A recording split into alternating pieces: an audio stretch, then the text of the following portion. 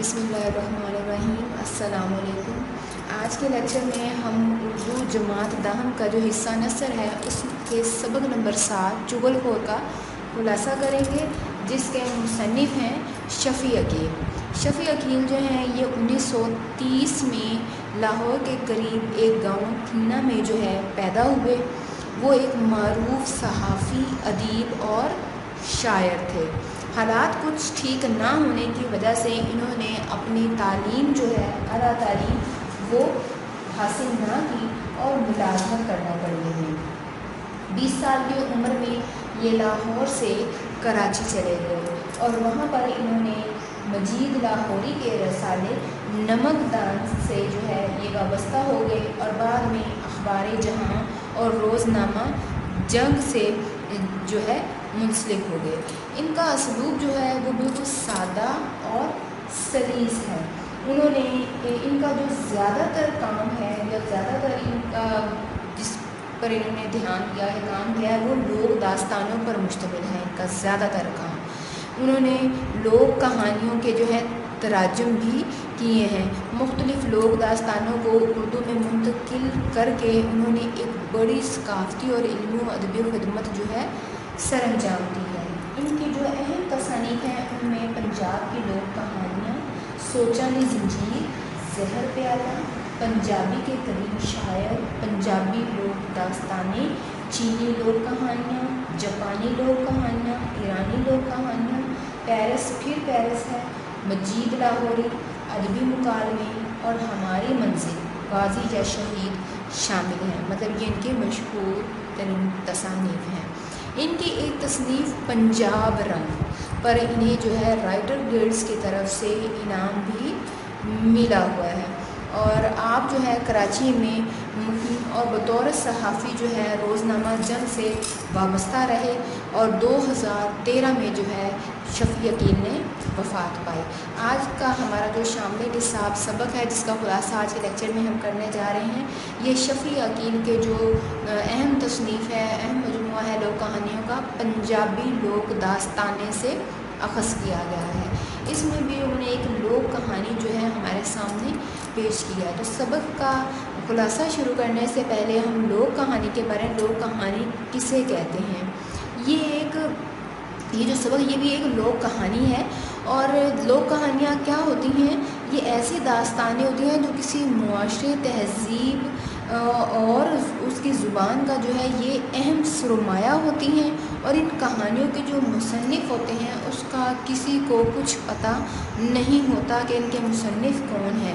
ये कहानियाँ सीना ब सीना एक नस्ल से दूसरी नस्ल में मुंतकिल होती रहती हैं और इनके ज़रिए से मोहब्बत, एसार, खुलूस, मुरव्वत, इत्तेहाद, दोस्ती और बहादुरी जैसी सिफ़ात जो हैं वो मुआशरे में परवान चढ़ती हैं और नस्लों की किरदार साजी में ये जो कहानियाँ हैं ये बहुत ही अहम किरदार अदा करती हैं।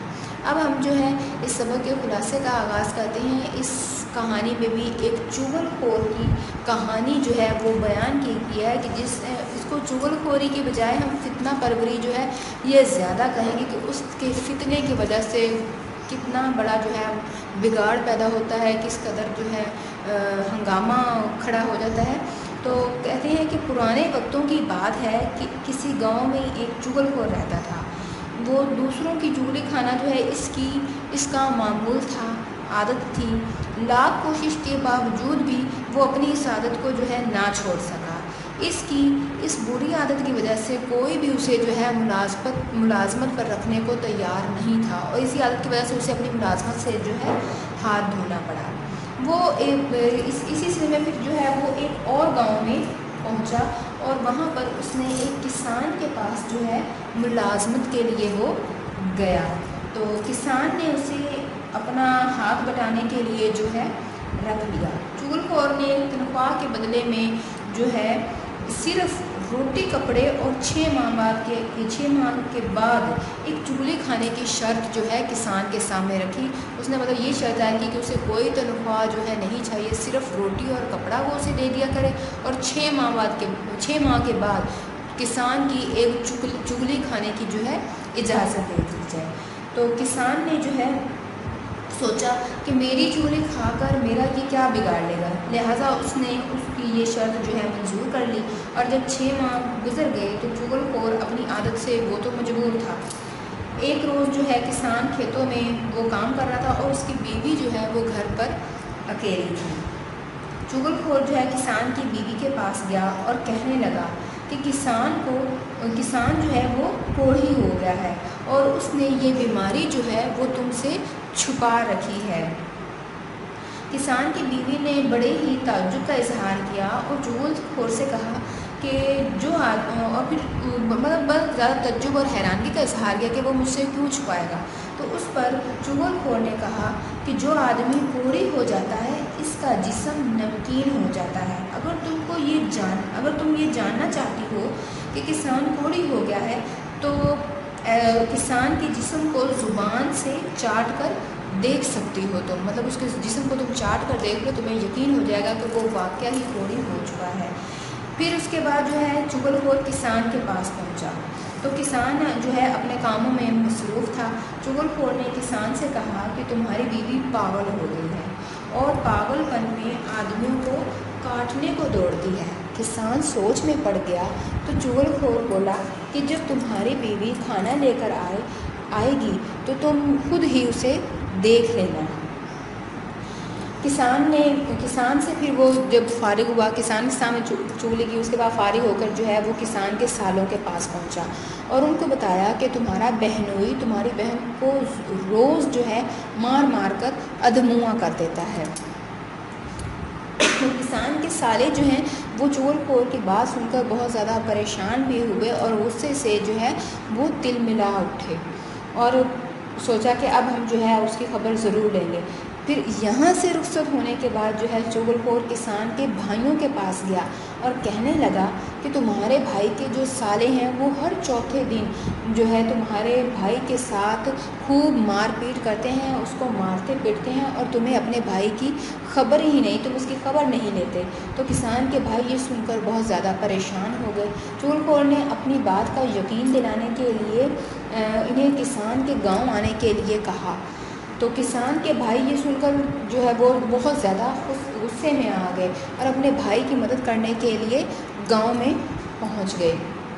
اگلے روز جب کسان کی بیوی کھانا لے کر کھیتوں میں آئی تو کسان اسے بڑی عجیب عجیب نظروں سے دیکھنے لگا اور اس کے قریب ہونے سے ڈرنے لگا کہ کہیں وہ اس کو کاٹ نہ لے۔